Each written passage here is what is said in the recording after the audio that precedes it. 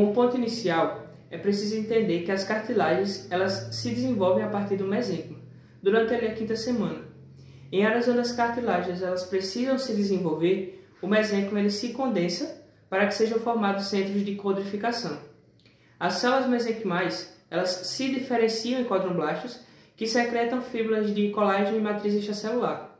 Em uma etapa subsequente, as fibras de colágeno ou elásticas elas se depositam nessa matriz extracelular. A diferenciação das cartilagens dá-se do centro para a periferia, de modo que as células mais centrais já apresentam as características de condrócitos, enquanto as mais periféricas são condroblastos típicos. O mesênquima superficial vai formar o pericôndrio.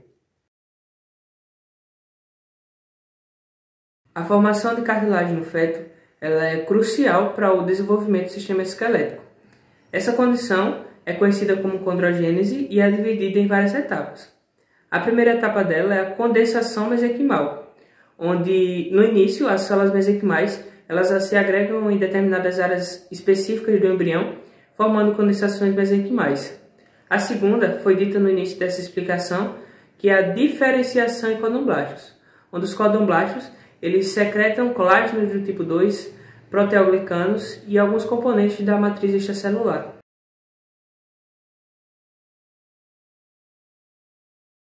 Na terceira, ocorre a formação da matriz cartilaginosa.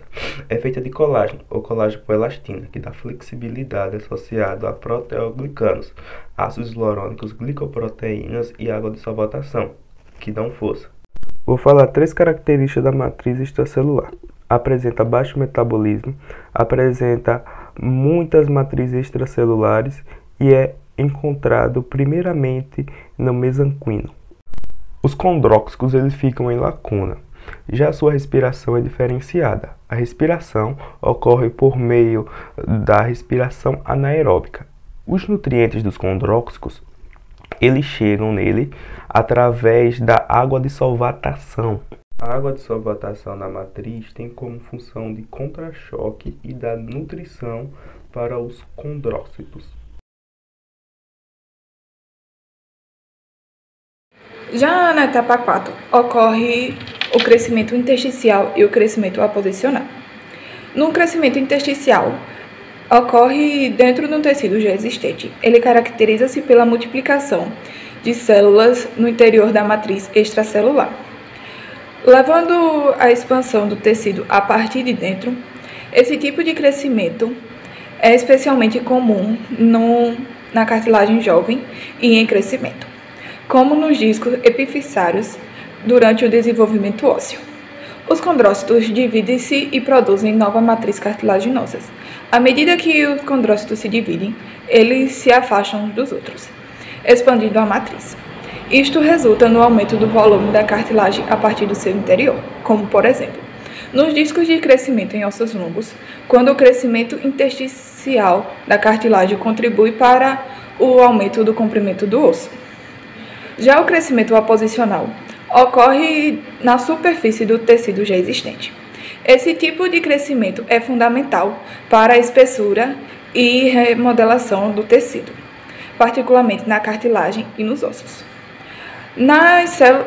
Novas células são adicionadas às superfícies do tecido pela atividade celular progenitoras. Na cartilagem, os condrócitos do pericôndrio se diferenciam e produzem nova matriz cartilaginosa. No osso, os osteoblastos, na superfície do periósteo, produzem nova matriz óssea, como por exemplo, crescimento em espessura dos ossos longos durante o desenvolvimento e remodelação óssea contínua ao longo da vida.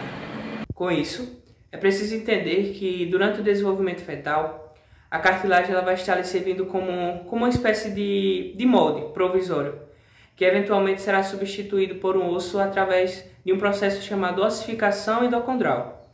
Esse processo é importantíssimo para a formação dos ossos longos, como também para o crescimento esquelético.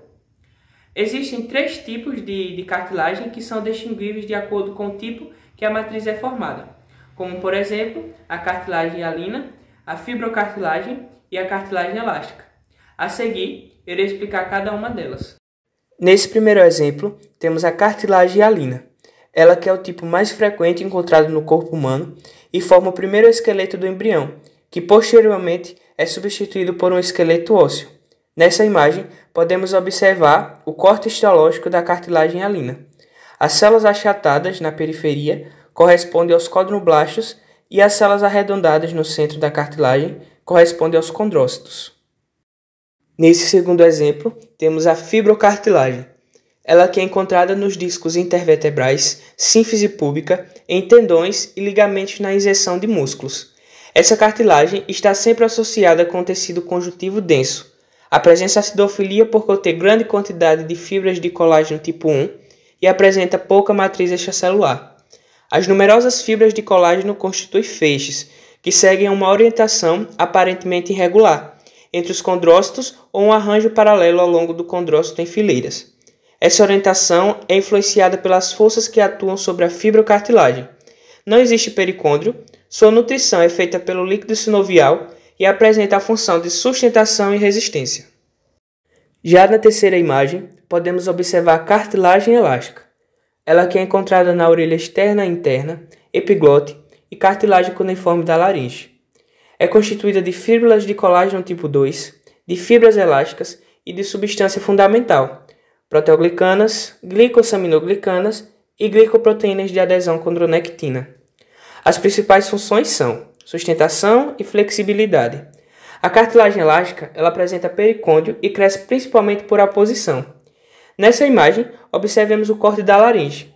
Onde está localizado observa-se o epitélio de revestimento pavimentoso estratificado. No 2, observa-se o tecido adiposo e no 3, a cartilagem elástica.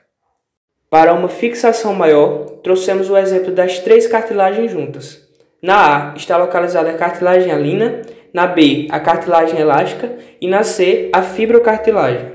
Para finalizar, é preciso ter a certeza que a cartilagem é um tecido altamente especializado que reveste o osso nas áreas das articulações, que tem como função a absorção do impacto, como também a lubrificação. É por isso que quando movimentamos as nossas articulações, ou como por exemplo o joelho, não sentimos nenhum tipo de sintoma. Outra dica importante que precisa ser dita é que sempre que houver assuntos relacionados a tecidos ósseos ou a células, e as palavras forem terminadas em blastos ou ócito, como por exemplo no assunto de cartilagem, condroblastos ou condrócito. As palavras que forem terminadas em blastos são aquelas células, aqueles tecidos que ainda estão em fase inicial, que ainda vão ter alguma transformação. Já aquelas que forem terminadas em ócito, como por exemplo condrócito, é aquela que já sofreu a sua transformação e está na fase madura.